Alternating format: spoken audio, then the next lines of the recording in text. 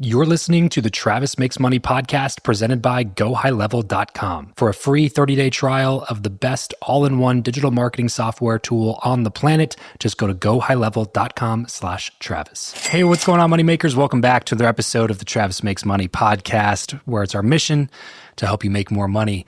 Today on the show, we're releasing some snippets from my conversation with Dr. John Delony. For those who may not know, John is one of the personalities at the Ramsey Network. He blew up, though. He blew up like crazy because he's actually one of the ones that has a little bit of a different spin. Most everybody else talks specifically about money and the baby steps and Dave Ramsey's, financial path to freedom and things like that. Whereas Delony focuses more on the relationship side and overcoming anxiety and fear and things like that. So we, of course, had to talk a little bit about money in the conversation, a little bit about business and things. So what we're going to do is take some of those pieces of that conversation and put them into this podcast for you. But if you want to listen to the full episode with John after you consume this one, then head over to my Travis Makes Friends feed, and you can find the full conversation over there. Either way, fascinating guy, wealth of knowledge, extremely great communicator, but also we just had a great time because he's also just a fun guy to hang out with. So please enjoy this conversation with Dr. John Delony. And for the full conversation, head over to Travis Makes Friends. The most common question I get on my show is about cutting off loved ones for ideas, thoughts. They were mean to me growing up. I'm not talking about abuse or sure, right? Sure. But like they should have done this differently, right? Wow. Your mom, who's now 62, is paying for sins when she had you at 22, right? Right. We just walk into every room unknown. And if you walk into a room unknown and without the courage to be heard and seen, that's the definition of lonely, unseen. Right? Yeah. That's what that is. Yeah. And so we do it with our wives, we do it with our family members, we do it with our coworkers. And so we're just living these little pods, man. Yeah. And so there's no wonder I pick up my phone and it's got my echo chamber that's just for me. Your personalized algorithm handed directly to you. Now I can be seen. Yeah. Right. To reinforce everything. Right. Yeah, that's tough, man. That's tough. Do you think that can be solved on an individual basis? Yeah, I think when you take somebody out of a category and you give them a name, right? Like, two of my closest friends on the planet, we all vote different from each other. Yeah. We've got one radical libertarian, and I'm always like, oh, it's really easy to be a libertarian when someone else built your roads, right?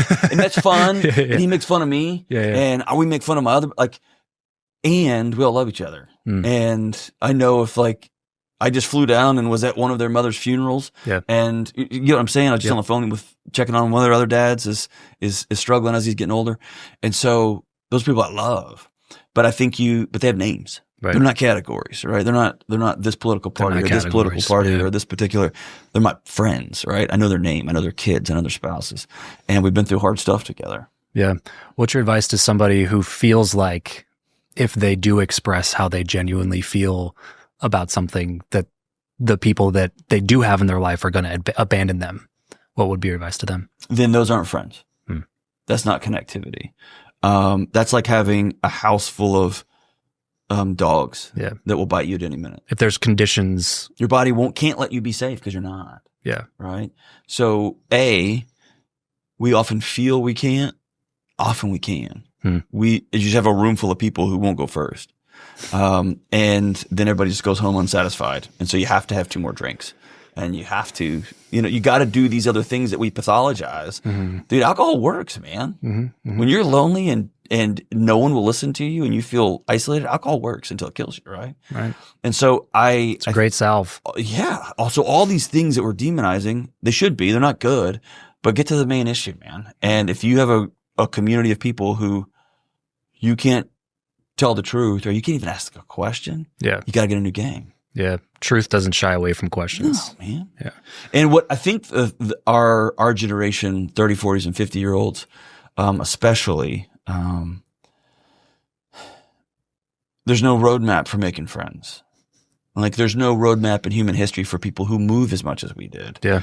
And it's normal. It's weird now if you stay in the same community where you grew up. You're a weirdo, right? Oh, you never got out, right? You're still there. Yeah, exactly. And so that's never happened in all of human history. So we've got a bunch of lonely people who've got the job they wanted and the salary they wanted, but they got nobody, right? And then you've got a generation of grandparents who feel abandoned by their kids, and there's no way to bridge that gap.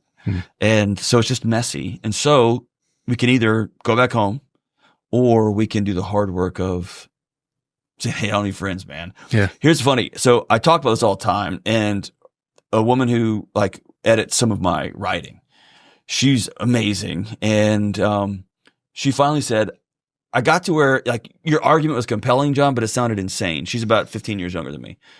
So her and her husband, they went around their neighborhood. They live in a condo here in Nashville. They went and flyered their immediate neighborhood and said, Taco Tuesday or Taco Wednesday, we'll provide the meat and stuff. Y'all bring the toppings. And I think 40-something people showed up. 40-something? And it was a house full of randos. Kids, older kids, different races. Everyone just showed up. Yeah. And here's what was rad. And here's what I remember going, ooh, that's a problem for me. They did it again, and like 20-something people showed up. And they said it was equally amazing. And I said, oh man, because I've ROI'd, I'm of the network generation where you only reach out if somebody can get you something or what can I get from them. I would have lost sleep that night at why did only half as many people come back? Instead of like maybe I shouldn't do this again. Yeah. Right. Yeah. I didn't perform well enough. I should have had 80 instead of 20. Right. Right. Because if, I just had an event up here, sold out. It was awesome. And then the immediate question is, dude, how do we 1.5 times this? Right. Instead of just being really grateful that we helped a bunch of people with their marriages, right? And we made enough money to do it again one day, right? When it went from 40 to 20, I thought, oh no, that would have kept me up at night. That's a me problem, right? Sure. And if 5 people showed up, that can be an amazing, rich night. But what I've seen people be successful is it doesn't usually start with 40 because people aren't as brave as her and her husband are, but you ask 5 people out and then 5 show up or 3 show up and then 3 show up the next time, 1 shows up the next time. And over time, that's your person. 1 or 2 people will kind of keep circling up and you'll think the same things are funny. I have a habit of being in a meeting and just dropping an old Dumb and Dumber line or, if somebody ever says the words, well, step 1, and I'll say, is to cut a hole in the box. And 1 or 2 people in the room will go, and I'll know, like, y'all yeah. Right. Let's go grab lunch, right? And that's how immediate call out. That's right. Yeah. And my wife, anybody who gets this joke, my we're wife on the knows same page. if somebody looks up, y'all aren't my people because you don't think that's funny at all, right? And so, but you have to just keep your eyes open, and then you got to go first and go be weird. That's the big piece. Yeah, the courage to go first, the cold open. Yeah. Is tough for a lot of people. There's a phenomenal book. I don't buy all the philosophy, but I think the general question is so remarkable. Die with Zero.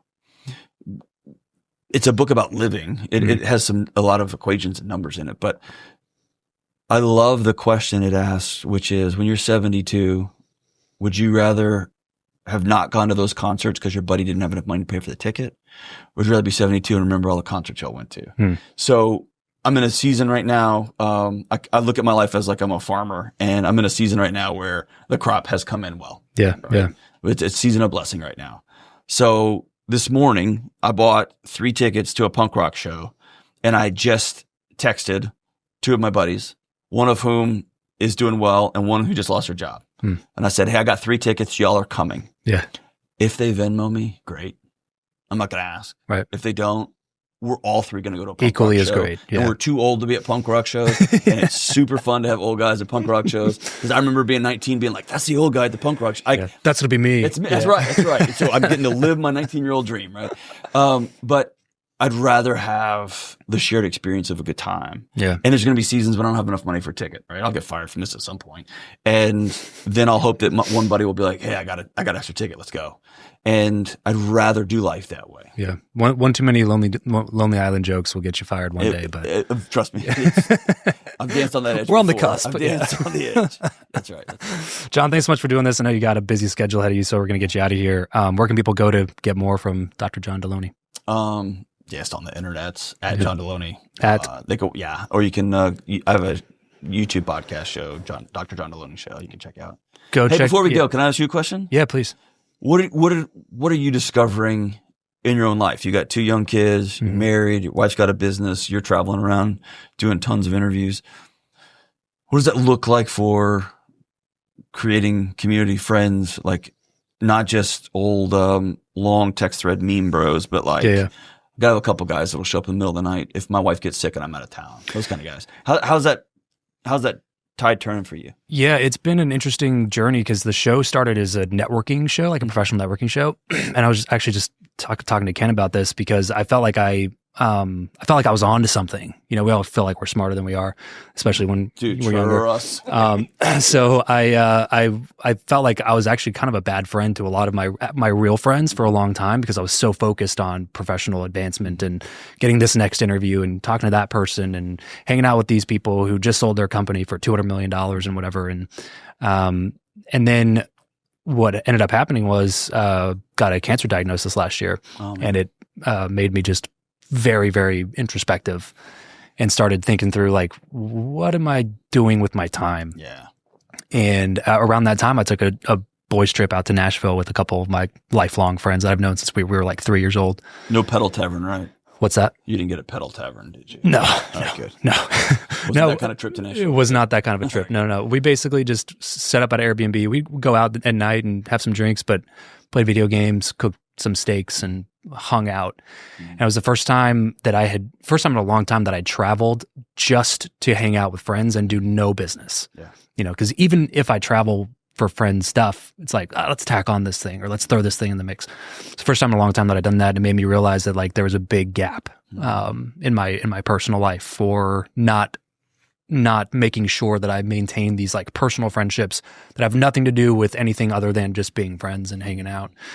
So the last year or so has been more like trying to really re-engage with that side, which is one of the big reasons for the show. So it's funny. I actually asked two of my buddies to start coming on the show with me.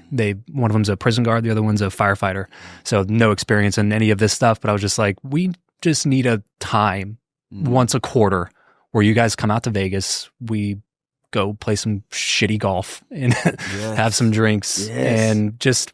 We can play video games on the podcast. We can talk about movies we're watching recently. Like we can do whatever we want. I just want to make sure we have a time that we can set aside where we just can be bros and you know re-engage with the childhood versions. I love that because it reframes the sentiment of we need to hang out with people who are ahead of us professionally. Right? Correct. That's kind of the networking. Wisdom of our era. The trope. Right? Yeah, sure. You need to have 5 people that are where you want to be and you hang out with them and learn from them and whatever. There's some truth to that, but I'm more interested in hanging out with people who are dads like I want to be dads. Yeah. And husbands like I want to be husbands. Right. And I think that my professional life is enriched because my closest buddies, one runs a HVAC company and one's a banker and one works in hearing aids and right. They're scattered all over the place and it gives me a bigger perspective than just sales to move. Exactly. Well, I was solving for the wrong problem. That's it was like I was professional success was the pinnacle of what I was shooting for. And in reality, it's like, it's really about happiness, fulfillment, purpose, and those things can only come from having rich relationships. Yeah. So it was a big reframe for me. And one of the reasons we moved along the show to this Travis Makes Friends concept, where it was more about like, if I'm experiencing this, I know a lot of other people are too, That's what the show's been about. It's kind of my own personal journey to figure out how we can make the world a more connected place. Well, dude, thanks for doing that. Yeah. It's a worthy call, man. It's a worthy mission.